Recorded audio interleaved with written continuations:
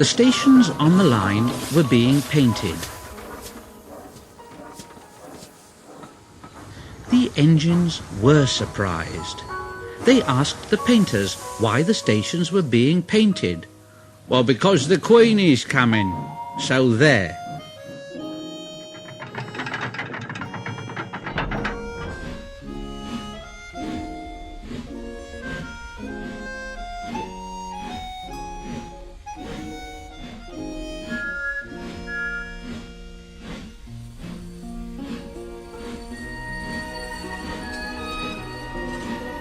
The engines in the shed were excited and wondered who would pull the royal train. Edward knew it wouldn't be him. Well, I'm too old to pull important trains. Gordon knew it wouldn't be him. Well, I'm in disgrace. The Fat Controller would never choose me. But James, the red engine, was confident. Well, he'll choose me, of course. There's no doubt about it. No doubt about it at all. But Henry couldn't agree. Choose you? Choose you? You can't climb hills. He will ask me to pull it, and I'll have a new coat of paint. You wait and see.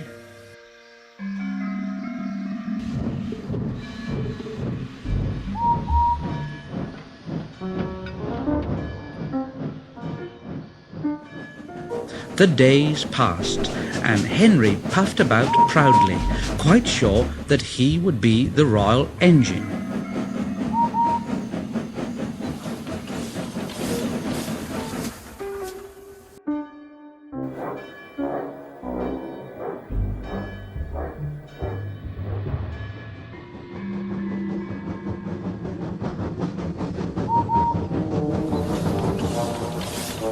One day, when it rained, Henry's driver and fireman stretched a tarpaulin from the cab to the tender to keep themselves dry.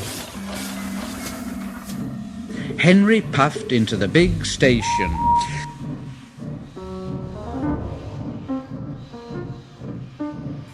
A painter was climbing a ladder above the line. Henry's smoke puffed upwards in a big cloud. It was thick and black.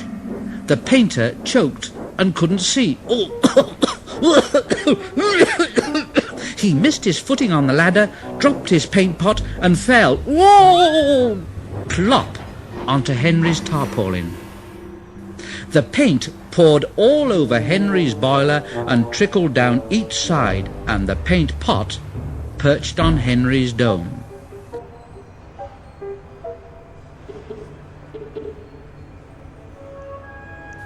The painter clambered down and shook his brush at Henry. You spoil my clean paint with your dirty smoke, and then you take the whole lot and make me go and fetch some more. Oh dear, oh dear, oh dear. The fat controller came pushing through the crowd. Dear me. You look like an iced cake, Henry. That won't do for the royal train. Oh, no. I'm afraid that I must make other arrangements, yes. And he walked over to the yard.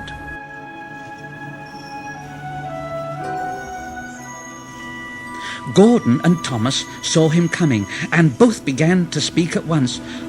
Please, sir, I want... Excuse me, sir, but I was thinking. Now, one at a time, please, one at a time. Now, what is it, Gordon? Well, sir, I just wanted to ask you if Thomas could have his branched line back again. I see. And what do you want, Thomas?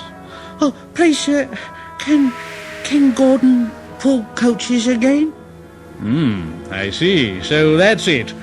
Well, you've both been quite good lately, and you deserve a treat, so when the Queen comes, Edward will go in front and clear the line, Thomas will look after the coaches, and Gordon will pull the train.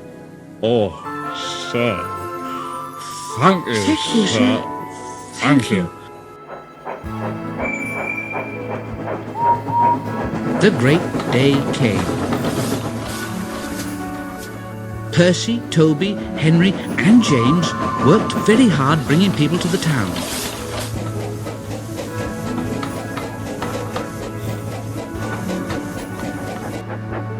Thomas salted all their coaches in the yard.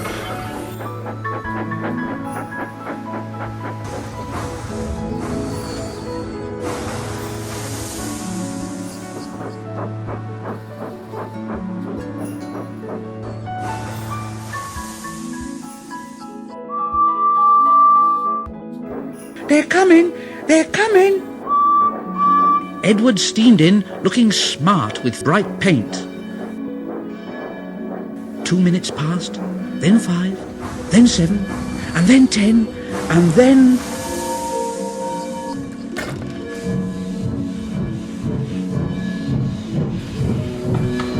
Everyone knew that whistle, and a mighty cheer went up as the Queen's train glided into the station. Gordon was spotless, and his brass shone.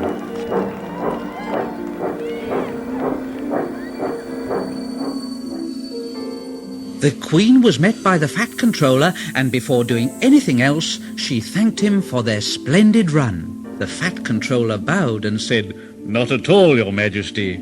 Thank you." We have read a great deal about your engines. May we see them, please? So he led the way to where all the engines were waiting. Toby and Percy said, Henry and James said, shh, but Toby and Percy were too excited to care. The Fat Controller told the Queen their names, and she talked to each engine.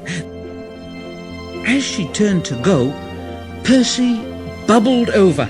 "Oh, I say, 3 cheers for the Queen. Hip hip! Hip hip! Hip hip!"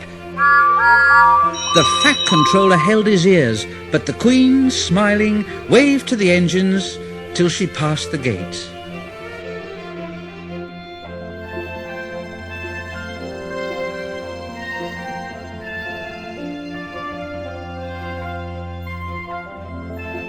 Next day, the Queen spoke specially to Thomas, who fetched the coaches, and to Edward and Gordon, who took her away, and no engines ever felt prouder than Thomas and Edward and Gordon, the big engine.